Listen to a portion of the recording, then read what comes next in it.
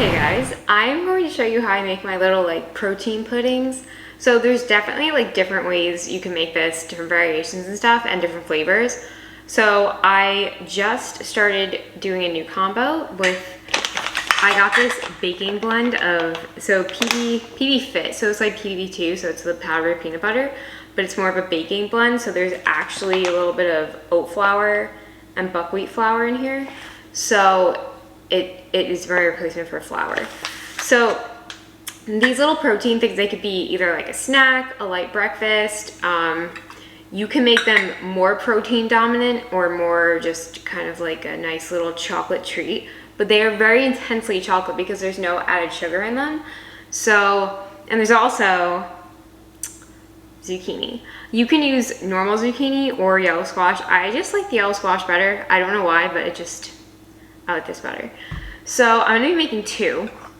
And you make them and then you put them in the fridge overnight, at least overnight. And then you eat them cold and they firm up, and it's like this delicious, decadent, like thick, chocolatey, like, it's almost like a mug cake, but not very cakey because there's not like it's not very floury, it's mostly like cocoa powder.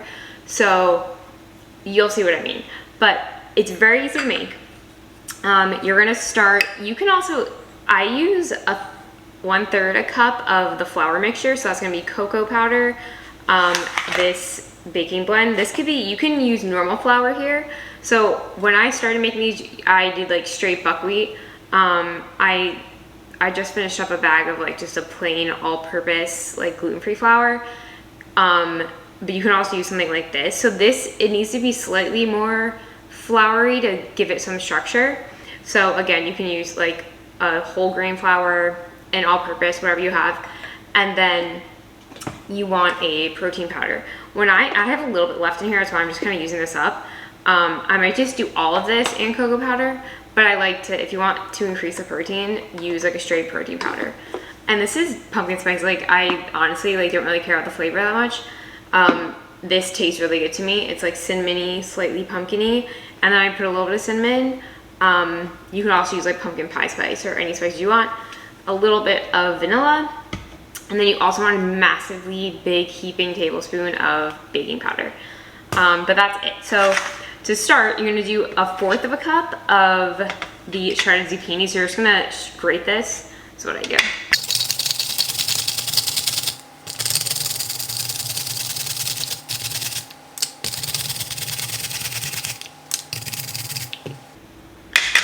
And then I'm gonna put the first one directly into the pot that we're gonna be cooking it in, and then I'm gonna put the other one in one of the containers and just for the next batch.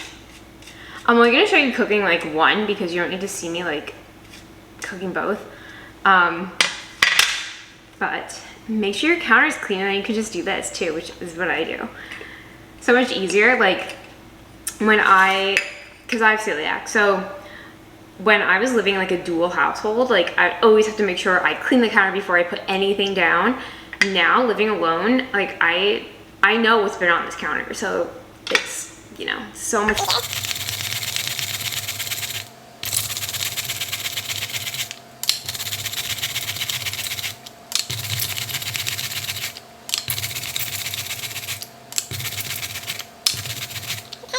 And then so I'm just gonna put this aside, and this will be for the second batch. And then you're done. You don't need this 4th cup anymore.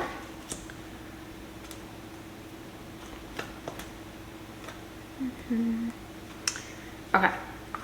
So now that we have that, let me rinse my hands. So now we're gonna take the 1/3 cup. You can also do this in a 1/2 cup. It really just depends. If you want a little bit more, be my guest. So we're gonna start with, basically you're gonna fill this almost to the top. You're gonna leave like, because you're gonna be using, it's mostly cocoa powder, and that's why it's like a nice little chocolate treat, you know? I'll show you in a second. Oh, and if you want, so Hershey's 100% cocoa, that's what you want, but it's so expensive, so just get the Aldi kind. It's slightly cheaper, although this used to be like $1 or something. It's like double the price now at Aldi, but it's the best. And there's literally 10 calories in, I believe it's a tablespoon. But it's so good, and it's so intensely chocolatey, so it's very good. And you want to flatten that out, so I usually do that. It's like, this might be a little too much. Yeah, so I'm gonna put a little bit back.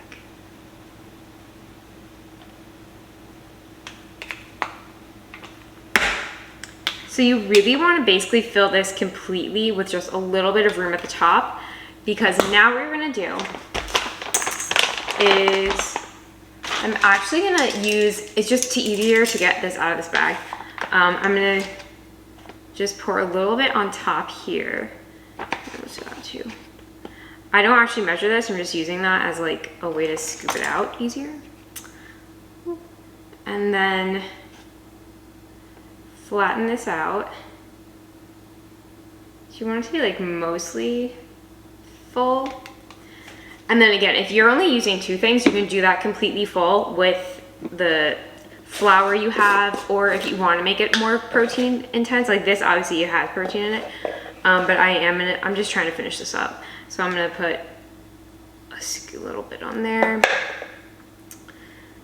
and then just flatten this out. Okay, so then once you have that, you're just gonna dump that in. And then I'm gonna do one for the second. So again, it's the same thing.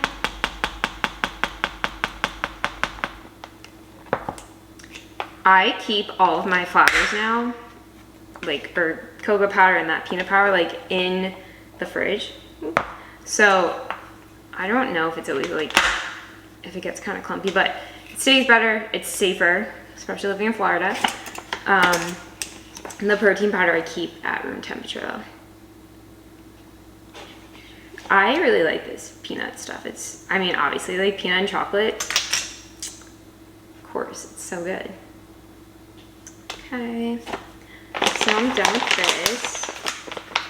I always clean as I go too, like some people don't, but so I may end up like cutting this out of the video, but for now. So now, again, I have a like peppermint one, I think, of this protein powder.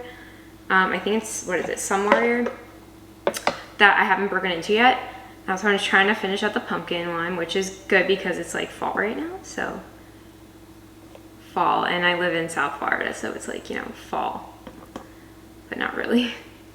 Okay, and then I'm just gonna put this to the side, and then put that third cup to the side, because you will be using that for the liquid, which is just some water. Okay, so now that's done.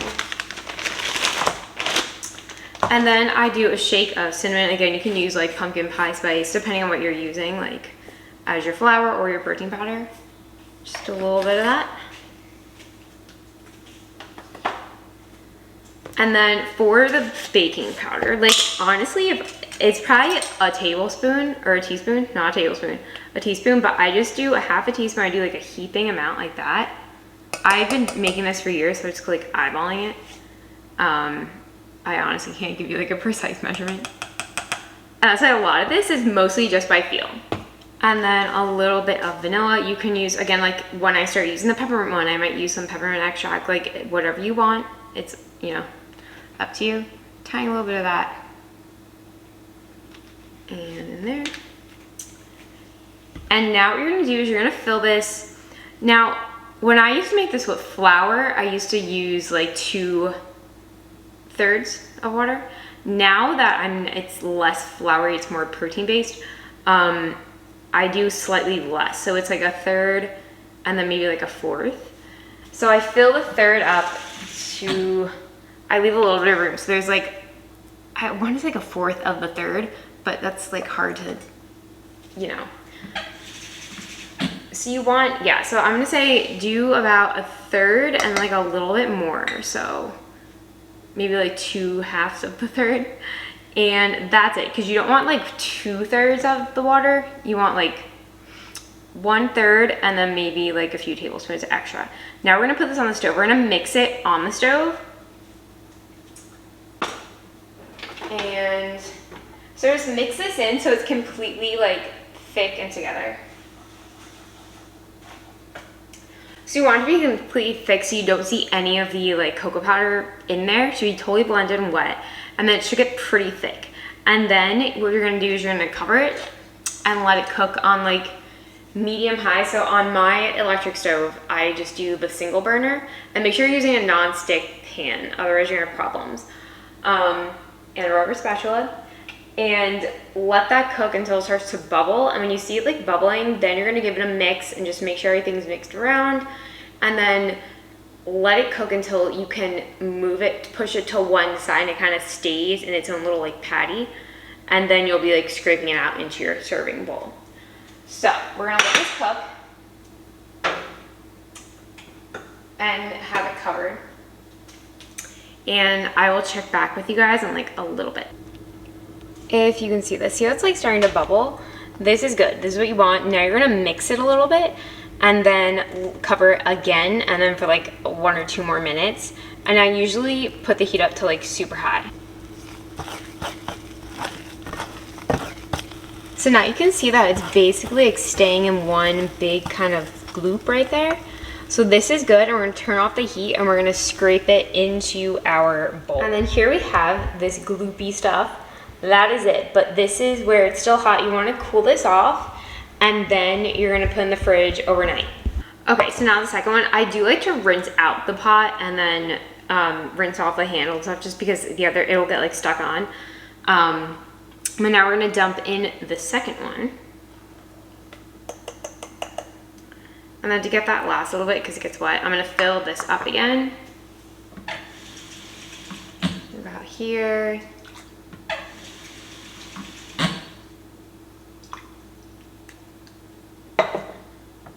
And then just dump this in.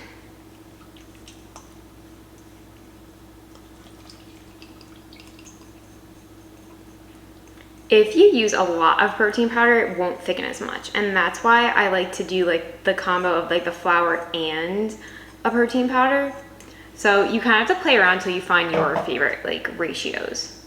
Okay, now we're gonna do the same thing with this one. So again, on the stove, turn the heat on, almost all the way to high. So like a medium high, just to stir it. I do it at high sometimes, but then it gets kind of stuck, and then I do have to like really scrape it off, but you know, it depends on how non-stick your pan is. So you want to let it cook for like 4 minutes on like that high, and then mix it, and then let it cook for another like 3-ish, 4 minutes, and then that's usually when it's like thick enough to dump out into your bowl. So really just, it depends. I typically don't even look at the clock, though. I just look at it by feel. So again, when it can kind of stay together in like a pancake form, then you know it's done. So most of the liquid has cooked off. And giving it a few minutes without the cover works too, because it helps, I don't know, evaporate some of the liquid quicker. So like this one, I think I've added a little too much water, but now like once I take like the cover off, it usually cooks up pretty quickly. Because you're kind of like steaming it too, so it's like, yeah, this should be just about done. So I'm going to turn, yeah, so that was like 4 minutes on high, and then another like 4-ish minutes with a little bit cooking longer, and then taking the cover off.